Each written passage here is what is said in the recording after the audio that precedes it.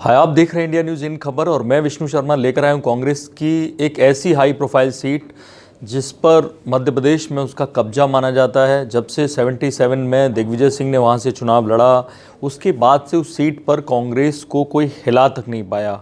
ये सीट है राघोगढ़ की, जहां से उनके पिताजी वहां के राजा थे और दिग्विजय सिंह तब से उस सीट पर ऐसे कब्जा जमाए बैठे हैं लगातार। उन्होंने वो सीट छोड़ दी तो उनके परिवार के सदस्य लड़ते रहे या उनके समर्थित बहुत ख़ास लोग वहाँ जीतते रहे।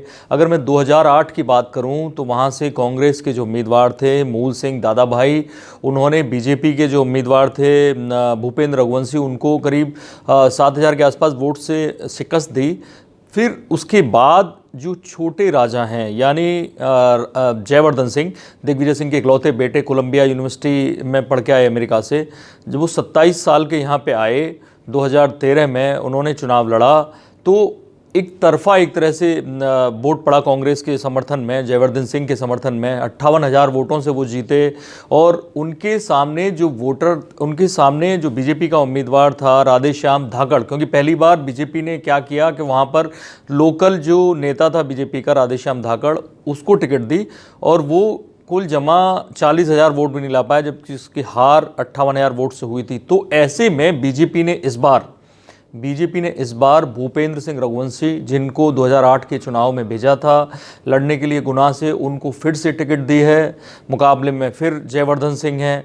हालांकि ये माना जाता है कि जयवर्धन सिंह जीत जाएंगे, आसान नहीं है उनको हराना, लेकिन फिर भी भूपेंद्र रघुवंशी के समर्थन में तमाम दिग्गज बीजेपी के वहाँ पहुँच रहे हैं। वो दिग्विजय सिंह को घर में घेरना चाहते हैं। मैं आपको बता दूँ, गुना ज़िले में 4 सीट हैं और इन 4 सीट में दूसरी जो एक सीट है बगल की चाचौड़ा सीट, वहाँ पर लक्ष्मण सिंह चुनाव लड़ते हैं, छोटे राजा, एक तरह से दिग्विजय सिंह के छोटे भाई। जो राघोगढ़ है, राघोगढ़ की जो नगर पालिका है, वहाँ पर जो लक्ष्मण सिंह के बेटे हैं विक्रमादित्य, वो नगर पालिका अध्यक्ष हैं। यानी एक तरह से पूरे खानदान का कब्जा है यहाँ। गुना जो संसदीय सीट है, वहाँ से आपको पता ही है कि माधवराव सिंधिया और उसके बाद अब ज्योतिरादित्य सिंधिया सांसद हैं।